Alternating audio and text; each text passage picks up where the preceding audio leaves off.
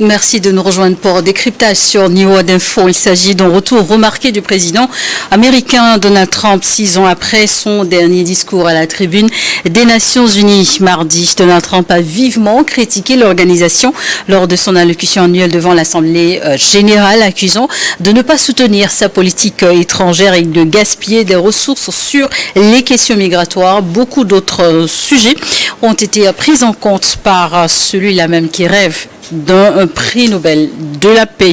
Mamadou Diouf, bonsoir et bienvenue. Merci, bonsoir Charlotte. Et Donald Trump s'est attaqué avec une rare violence à l'ONU dans son discours à l'Europe et à toutes les valeurs de multilatéralisme. Le ton était quand même offensif, mais quelle analyse avez-vous fait de ce discours de Donald Trump? Pour être franc, je n'ai pas été surpris.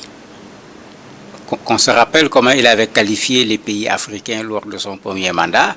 Rien n'a changé. C'est Donald Trump qu'on voit, qui pense que tout le monde doit s'agenouiller devant lui. Quand tu n'es pas d'accord avec lui, tu es nécessairement mauvais. Mais c'est tout ce qu'il a fait dans ce discours-là, pratiquement, où il montre sa colère par rapport aux gens qui ne le suivent pas, comme si c'était lui l'empereur de la planète Terre et que tout le monde devait venir s'agenouiller devant l'empereur Trump. Il se trompe lourdement. On est plutôt dans un moment où il y a une remise en cause, pas seulement des Nations Unies, mais de l'impérialisme, y compris de l'impérialisme américain. Parce qu'il y a un impérialisme américain qui est également là. Donc, il ne faut pas qu'il s'attende à ce que les gens viennent se coucher devant lui pour qu'il fasse le roi ou l'empereur. D'ailleurs, son ancien adversaire Kamala Harris a répondu en disant « Mais ce n'est pas ça un président. Ce n'est pas ça un président américain.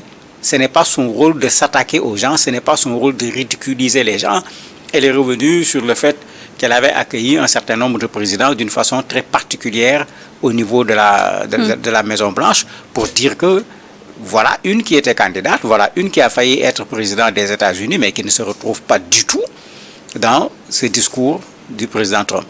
Et Trump a également accusé l'organisation de ne pas soutenir sa politique étrangère, mais que faut-il comprendre derrière ces déclarations? Il n'y a rien à comprendre. Est-ce que Trump comprend pourquoi les Nations Unies ont été créées? Parce qu'il faut qu'on arrête quand même, quand on dit le président des États-Unis, qu'on pense qu'on est en face de quelqu'un qui, sur le plan intellectuel, à un certain niveau, qui sait ce qui se passe. Trump ne connaît pas grand-chose de ce qui se passe dans ce monde. N'oubliez pas qu'il avait dit que Covid n'existait pas. Covid l'a frappé. N'oubliez pas qu'il avait demandé aux gens de prendre des insecticides, de boire pour se soigner avec le Covid. Il vient de s'en prendre à la paracétamol. Toutes les structures médicales viennent de le démentir. C'est ça Trump.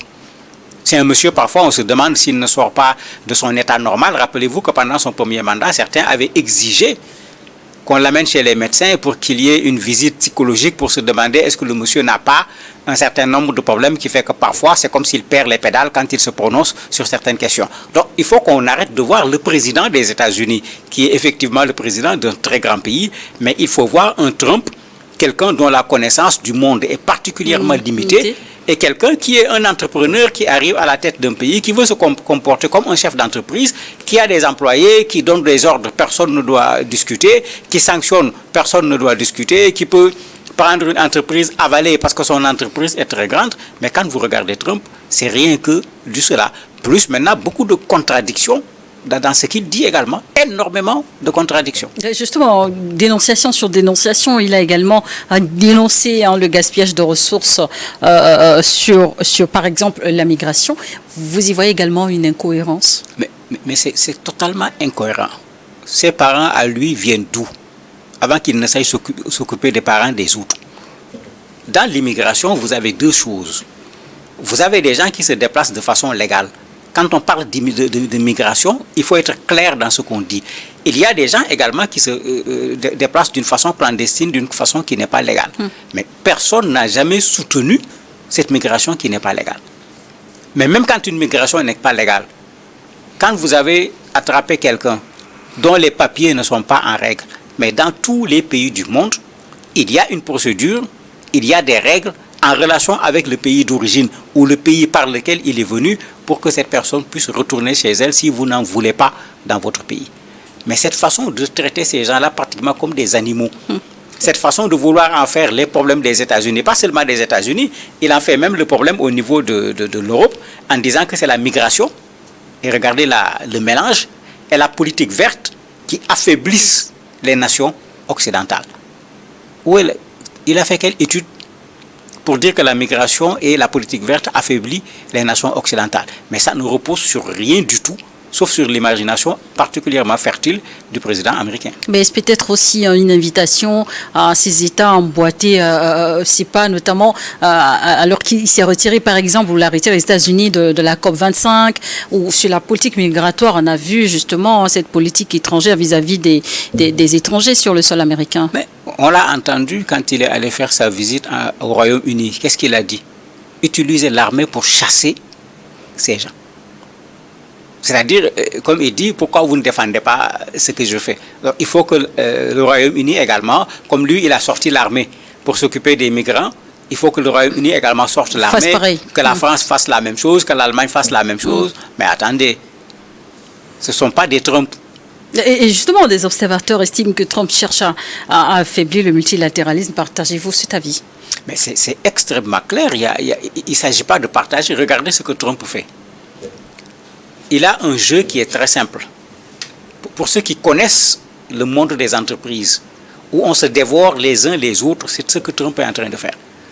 Trump veut profiter de la puissance militaire, de la puissance économique et de la puissance politique des États-Unis pour avoir en face de lui les gens les uns après les autres. Parce qu'il sait que s'il se trouve en face d'un bloc, il risque de se retrouver avec plus de difficultés. Regardez le jeu qu'il fait entre la Chine et la Russie. En sachant que s'il veut s'en prendre aux deux en même temps, ça va être compliqué pour lui.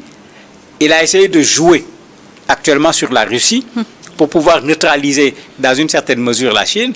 Bon, il a vu que ça ne marche pas. Vous avez vu ce Trump qui parlait très bien de Poutine, qui commence maintenant à dire quoi de Poutine? Mais c'est le même Trump qu'il appréciait, et regardez ce qu'il dit aujourd'hui. Il dit que les Nations Unies ne marchent pas, mais c'est à cause des Américains. Qui a reçu Poutine avec les tapis rouges? C'est Donald Trump. Alors que la CPI et le recherche, on demande qu'on l'arrête. Mais qu'est-ce qu'il a fait? Il l'a reçu à grande pompe. Lui, est-ce qu'il peut parler de droit international en ce moment? Voilà qu'il est en train de piétiner lui-même les éléments. La dernière rencontre au niveau des Nations Unies concernant Gaza, quand l'Assemblée générale a voulu condamner avec raison la barbarie qui se passe aujourd'hui à Gaza, qui a mis son droit de veto? C'est lui qui a empêché aux Nations Unies de jouer leur rôle parce qu'il a un droit de veto. Si les Nations Unies ne fonctionnent pas, c'est parce que depuis qu'il est arrivé, il n'a pas cotisé. Le secrétaire général est sorti pour dire même, on n'a pas le choix, on va faire austérité. On va renvoyer 2700 employés des Nations Unies, 20% du personnel, parce qu'ils ne sont plus en mesure de payer. Ils feront la même chose au niveau de l'aide humanitaire. Ils seront obligés, au lieu des 180 millions de personnes qu'ils envisageaient de nourrir pour 2026, ils sont obligés de réduire à 130 millions. Qui va nourrir les 50 millions restants? Mais que Trump ne nous dise pas que ça ne marche pas.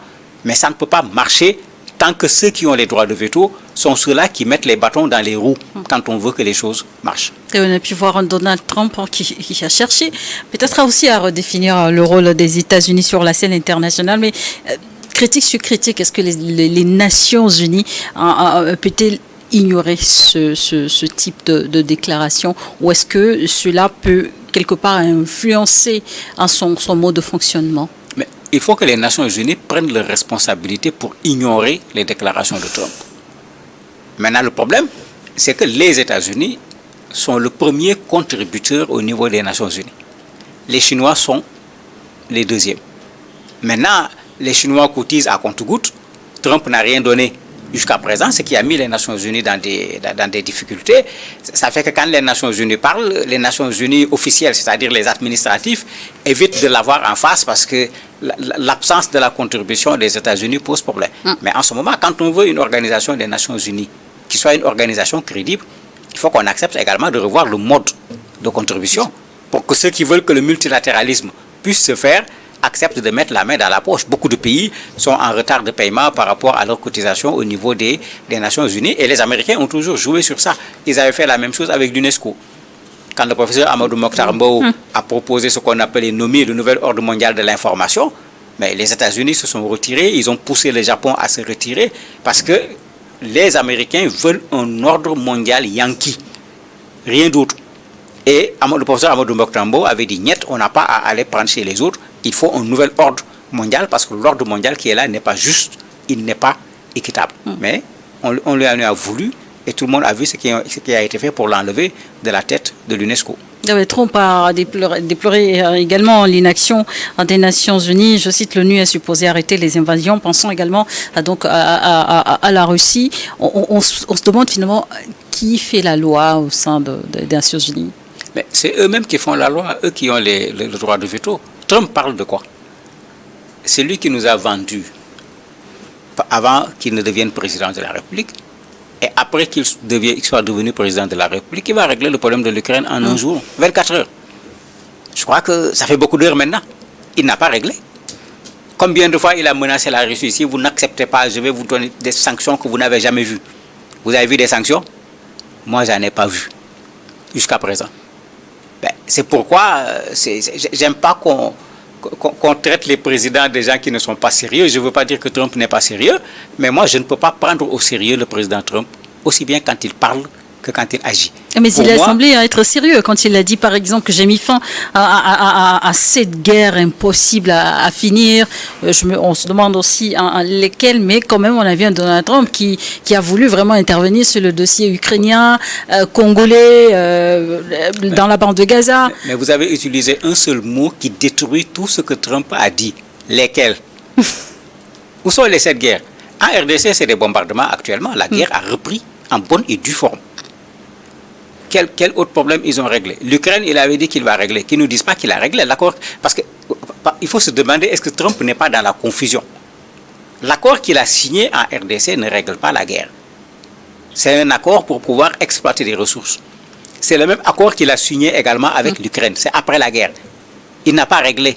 Il est allé chez lui également signer un accord pour le jour d'après, au niveau de la Palestine. Le problème n'est pas du tout réglé. C'est quelle guerre il a réglé? Je ne vois pas. Même entre en Asie tout récemment, la guerre entre l'Inde et le Pakistan, ce n'est pas les États-Unis qui ont joué le rôle le plus important. Non, ce n'est pas les États-Unis qui ont joué le rôle le plus important. Donc il ne faut pas qu'on se laisse prendre par ce Trump qui aime le show, qui veut se montrer comme celui qui est capable de régler tous les problèmes. Mais ce qu'il n'a pas dit, il est allé se mêler à la guerre entre Iran et Israël et il a bombardé l'Iran. Sur quelle base? Il est allé bombarder l'Iran. Qu'ils le disent. Il dit non, il faut régler le problème de la guerre Ukraine-Russie parce qu'on massacre les populations là-bas. Aujourd'hui, là où on massacre le plus les populations, c'est à Gaza. C'est les Israéliens qui le font avec les informations américaines, avec les armes américaines. Mais c'est pourquoi je vous dis, bon, c'est Trump qui parle, quoi. Moi, quand Trump parle, je regrette. Et je ne peux pas prendre au sérieux. Qui rêve ouvertement d'un prix Nobel de la paix. Mais ce type de déclaration, c'est juste stratégique ou un peu toujours de la provocation à la Donald Trump? Non, c'est de la pression. Trump veut le prix Nobel de la paix. Il aime être consacré. Il faut bien le regarder quand il agit. Il aime être consacré. Il aime qu'on lui jette des fleurs.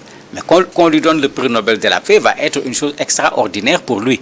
Mais malheureusement, on ne peut pas donner un prix Nobel de la paix à quelqu'un qui coupe des cotisations au niveau des Nations Unies, qui vont affamer 50 millions de personnes, qui coupe des cotisations pour la santé, qui empêche à des gens qui souffrent du VIH de pouvoir avoir les antirétroviraux comme ils l'avaient de façon habituelle, qui coupe le programme sur la tuberculose, qui était un programme qui permettait à des gens de pouvoir se soigner gratuitement, mais tous ces gens-là vont certainement vers la mort pour certains parmi eux. On donne le prix Nobel de la paix à celui-là, on donne le prix Nobel de la paix à celui qui a bombardé l'Iran, à celui qui dit qu'il a un soutien indéfectible à Israël qui est en train de commettre un génocide. Mais si on lui donne un prix Nobel de la paix, Nobel va se lever de sa tombe pour dire qu'il n'est pas d'accord tout simplement. Parce que l'esprit du prix Nobel, c'est tout sauf ce que le président Trump est en train de faire actuellement. Trump, justement, avec l'Afrique, négocie avec, sinon déjà négocie avec certains États africains, le Soudan ou encore le Ghana, pour faire rapatrier certains ressortissants africains, un contrat mal vu dans ces différents pays. Qu'en pensez-vous? Oui, les Swatini également, le Rwanda, ils disent qu'il y a d'autres même, parce qu'ils disent qu'il y a d'autres. Pour moi, c'est toujours le jeu de Trump. Il dit au Ghana, on vous envoie des gens. Je ne sais pas pourquoi le Ghana accepte, parce que c'est le pays de Kwame Nkrumah. Le Ghana fait partie des pays qui devaient dire plutôt non. Nous n'avons pas à recevoir des gens que vous expulsez surtout quand on regarde les conditions dans lesquelles ces gens sont expulsés. Je n'ai pas compris que le Ghana accepte. Mais regardez, on va envoyer des gens au Soudan du Sud. Est-ce que le Soudan du Sud peut être considéré comme un pays où on peut recevoir un réfugié aujourd'hui? L'Eswatini, quand tu en parles, les gens ne savent même pas de quel pays. La question surtout dans ces pays, c'est moyennant quoi ces contrats? Mais c'est de l'argent. C'est moyennant de l'argent. C'est moyennant également profiter un peu plus du marché américain, etc. Et c'est ça qui est dramatique. Moi, j'avais bien aimé la position du Rwanda. Le Rwanda avait été très clair avec l'Angleterre. On prend vos gens, on les loge, on les retrouve où ils vont aller, vous payez. C'était clair, c'était net. Ici, on fait comme si on fait de l'humanitaire, c'est pour recevoir des Africains, parce que les autres pays ne veulent pas les recevoir, leur propre pays ne veulent pas les recevoir. Mais l'exemple est là. Ceux que le Ghana a reçus, le Ghana en a fait quoi? On leur a donné le droit d'asile, on leur a trouvé du boulot, on les a mis dans un centre de formation, mais on s'est rapidement débarrassé de ces populations en les envoyant vers d'autres pays. En ce moment, qu'on ne dise pas qu'on a rendu service à ces gens qui n'ont jamais demandé à venir au Ghana et qui, à partir du Ghana, risquent de se retrouver plutôt dans des difficultés. Il y a déjà des témoignages sur certaines personnes, parce qu'il y en a qui ont été emprisonnés quand ils sont arrivés au Ghana. Mais quel délit ils ont commis pour qu'on les mette en prison au Ghana? Un discours de presque 1 heure sur un ton offensif, mais comment ce discours pourrait impacter après les relations entre les États-Unis et leurs alliés au sein même de l'Organisation des Nations Unies? Mais au niveau de l'Europe, ça peut créer des problèmes parce qu'il les a égratignés également sur la relation avec la Russie. Il faut dire que là, il dit vrai quand même. Parce que les gens continuent à acheter le pétrole russe tout en disant qu'il faut combattre la Russie, il faut sanctionner la Russie. Sur ce plan, il faut dire qu'il a raison. Mais est-ce que c'est Trump qui décide de qui va acheter du pétrole chez les Russes ou pas? Il a fait la même chose avec l'Inde. N'achète pas du pétrole chez les Russes. Si tu achètes du pétrole chez les Russes, on va augmenter les taxes de douane sur les produits indiens qui doivent rentrer sur le territoire américain. En fait, c'est l'empereur qui est là.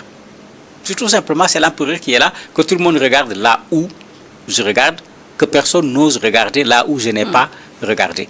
C'est simplement ce que cela signifie. Mais je crois que ce monde est assez mature pour savoir qu'il manque, c'est vrai, de leadership aujourd'hui dans ce monde, comme un face Castro qui aurait pu venir là-bas lui tenir tête par un discours contradictoire.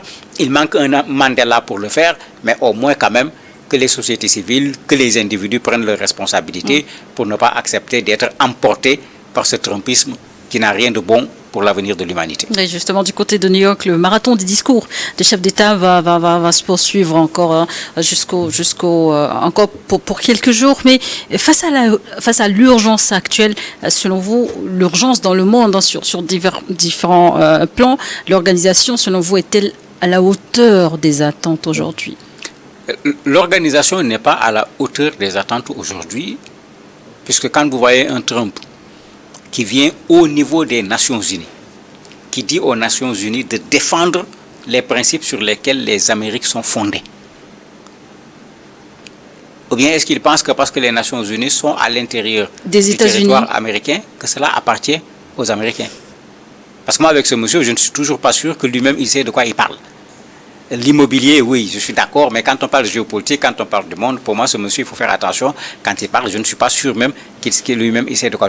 Comment tu viens là où toutes les nations se retrouvent et tu dis aux nations d'abandonner les bases sur lesquelles ces nations ont été fondées pour venir se retrouver sur les bases sur lesquelles les Américains ont fondé leur nation? Comment tu dis aux gens, laissez vos politiques étrangères et venez vous affilier derrière la politique étrangère des États-Unis? Si la politique étrangère des États-Unis était une politique juste, équitable, humaine, présentable, j'aurais compris. Mais la politique étrangère de Trump, là, il ne faut surtout pas s'aligner derrière parce que ce n'est vraiment pas du tout ce qu'on attend d'un homme politique. Merci, Bourad Diouf, d'avoir accepté de répondre à nos questions. Merci à vous également de nous avoir suivis dans Décryptage du jour.